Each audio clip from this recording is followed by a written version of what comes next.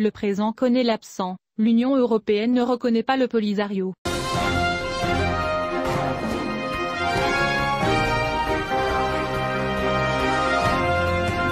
L'Union européenne a indiqué, mercredi, que sa position concernant la non-reconnaissance du Front Polisario n'a pas changé, soulignant que ce n'est pas lui qui l'a invité à assister au sommet Europe-Afrique qui se tiendra à Bruxelles le jeudi. Cela est ressorti d'une déclaration de Petestano, porte-parole des affaires étrangères et de la politique de sécurité de l'Union européenne, publiée sur le site officiel de la Commission européenne. La déclaration du responsable européen est intervenue à la veille du sommet Europe-Afrique qui sera lancé à Bruxelles, et durera 2 jours.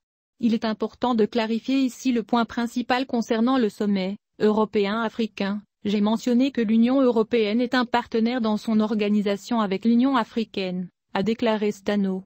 Il a expliqué que chaque organisation invite 16 membres, et c'est ce qu'a fait l'Union africaine, notant que l'Union européenne ne peut pas s'immiscer dans les options de la partie africaine.